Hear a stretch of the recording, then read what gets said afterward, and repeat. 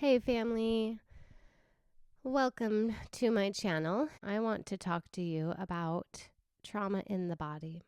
So this is just going to be a quick video about the effects of trauma in the body and in the energy field, mostly that.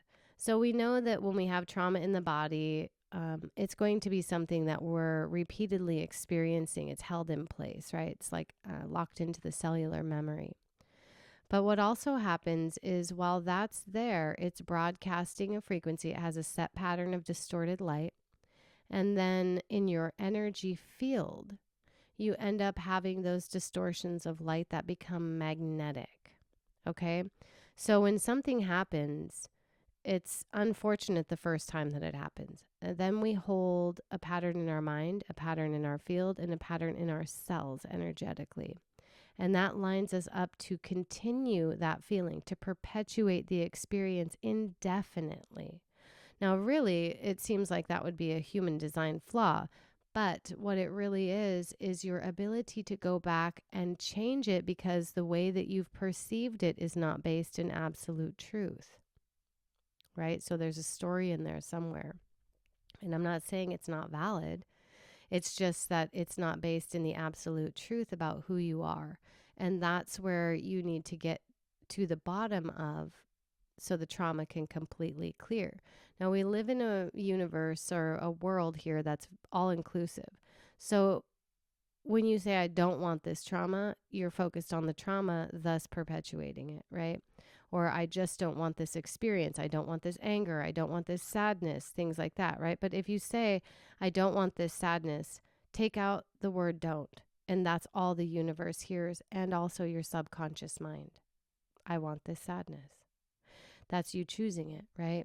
And so, of course, these are ways that we work against ourselves and we forget that that's how things work with language. But when we have these different things, let's just use anger for the example. If you have anger in your field, your biofield is what I'm talking about, right? So your energy around you. When you have anger there, it holds a specific pattern of light and it's distorted light. And that distorted light will draw to it any other distorted light patterns that match it. So that would be the frequency of anger or whatever we're talking about, right? So this time we're talking about anger. Now, when you get around other people that are angry, you are most likely going to be triggered by that person because they will increase the anger in your field.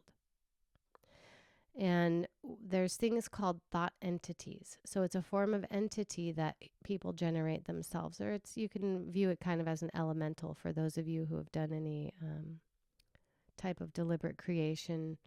But with the elemental, you end up creating it and it has its own existence. Now, that elemental will feed on anybody that has the energy of anger or whatever the energy is, right? If it's fear, if it's a fear entity, then it'll feed on fear.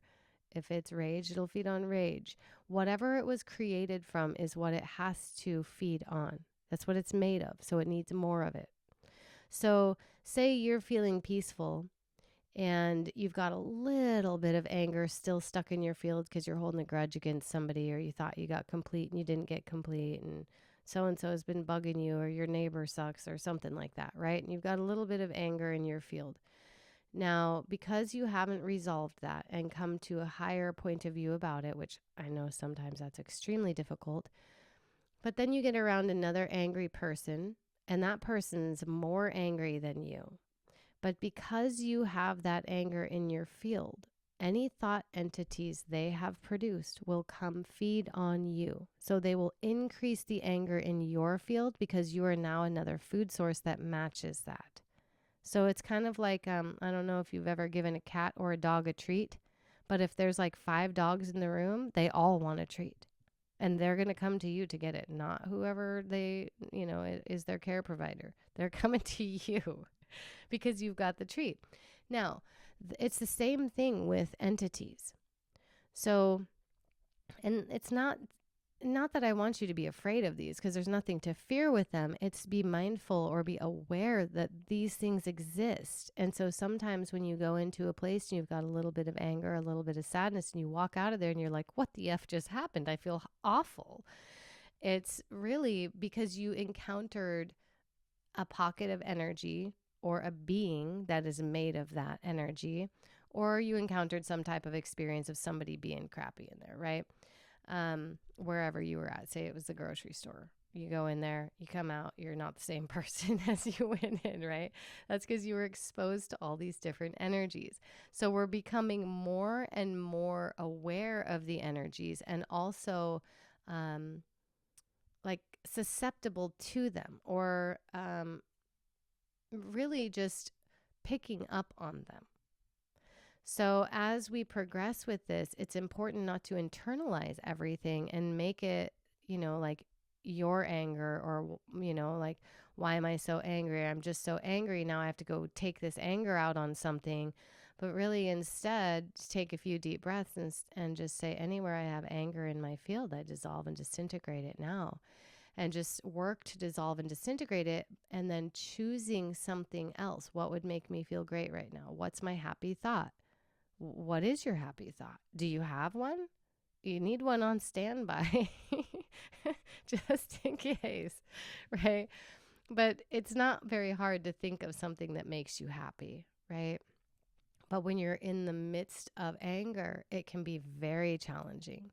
And so this is where self-control and self-discipline and a genuine desire to make your life better come into play. Because if you keep doing the same things that you've been doing that don't work for you, you'll keep getting the same results, right? Or if you try to blame somebody, right? It's their fault I feel this now. The power's outside of you, and now you have no tools to work with, right? So saying, okay, what can I do with this energy is much more powerful than saying it's your fault, this happened, because they can't fix it for you. They don't own your feelings. You own your feelings. Your feelings are occurring within you. Therefore, it's you that has to do something about them, right? So blame goes nowhere in this regard. Now, when we hold these in our field, it becomes a pattern, right, in our life. So we develop a negative pattern around it, and we end up having repetitious experiences like, oh, that happened again.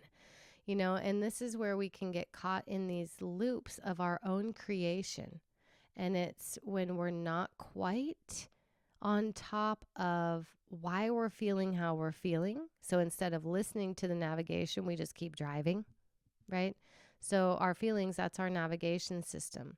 So when you feel angry, there's something going on within the mental body. It's time to stop and say, okay, what's going on here?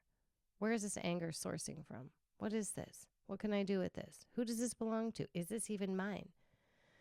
Because like if you go into the grocery store and it's not yours, it's something triggering you to produce anger. You're like, I'm just simply not buying into this. I have better things to do with my day. And there is your step towards self-mastery when you choose that. Having the awareness that it exists first is huge. Having the awareness that you can do something about it is also huge. Anyways, my friends, you take care. And if you would like to get the extended version of this video, please check out my website so you can follow the link to my Patreon page.